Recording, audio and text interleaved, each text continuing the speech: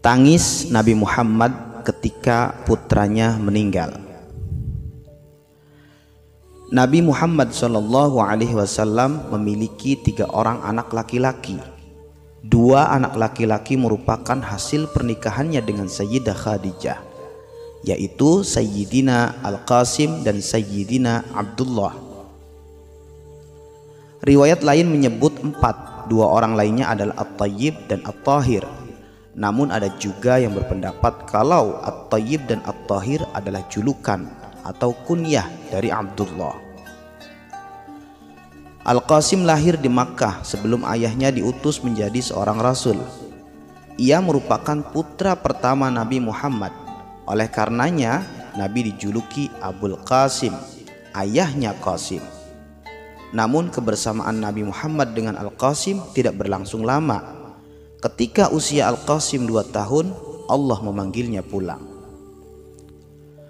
Beberapa tahun setelahnya, Nabi Muhammad baru dikaruniai lagi anak laki-laki, yaitu Sayyidina Abdullah. Dia adalah anak ke-6 atau terakhir Nabi Muhammad dengan Sayyidah Khadijah, setelah Sayyidah Zainab, Ruqayyah, Ummu Kulsum, dan Fatimah. Ia lahir di Makkah setelah era kenabian. Sama seperti Al-Qasim, Abdullah juga wafat selagi masih kecil. Wafatnya Al-Qasim dan Abdullah meninggalkan luka yang mendalam di hati Nabi Muhammad dan Sayyidah Khadijah. Tidak ada yang bisa menghapus kesedihan Nabi kecuali wahyu yang turun kepadanya, sehingga beliau sibuk menjalankan tugasnya sebagai seorang rasul. Tidak ada informasi detail mengenai kehidupan Nabi Muhammad dengan 2 anaknya tersebut. Beberapa saat setelahnya, Nabi Muhammad mengarungi bahtera rumah tangga bersama dengan Maria Al-Qibtiyah. Dari situ kemudian lahirlah Sayyidina Ibrahim pada 8 Hijriah di Madinah. Kelahiran Ibrahim membawa angin kebahagiaan dan harapan besar baginda Nabi Muhammad SAW. Beliau berharap kelak Ibrahim akan tumbuh dewasa dan menjadi putra kebanggaannya. Sebagaimana tradisi Arab, pada saat itu Nabi Muhammad kemudian mencari ibu susuan untuk anaknya itu. Nabi akhirnya memilih Khuwalah binti Munzir bin Zaid dari Najjar, istri Barra bin Aus dan bin Bardah, untuk menyusui Ibrahim. Sebelumnya wanita-wanita Ansar saling bersaing untuk menjadi pilihan Nabi untuk menyusui Ibrahim. Maka sejak itu Nabi Muhammad dan Ibrahim tinggal terpisah.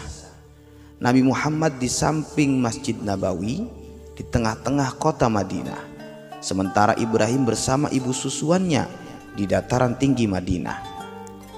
Namun setiap hari Nabi mengunjungi putranya itu.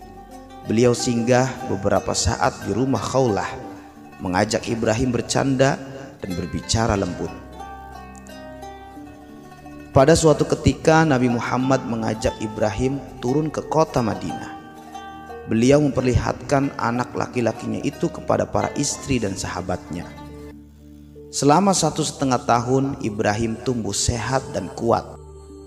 Namun sama seperti Al-Qasim dan Abdullah, Ibrahim wafat selagi usianya masih kecil, tahun ke-10 Hijriah.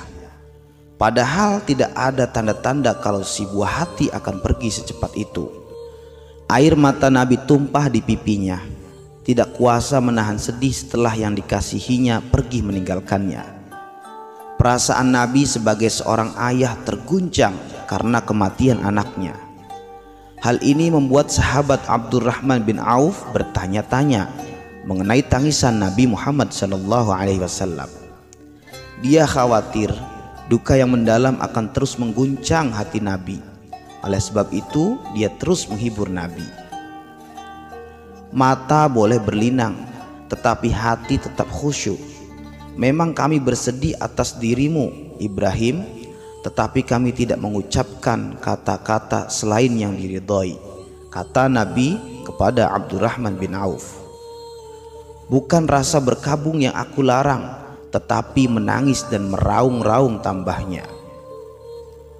Memang Nabi menghampiri jenazah Ibrahim sambil menangis.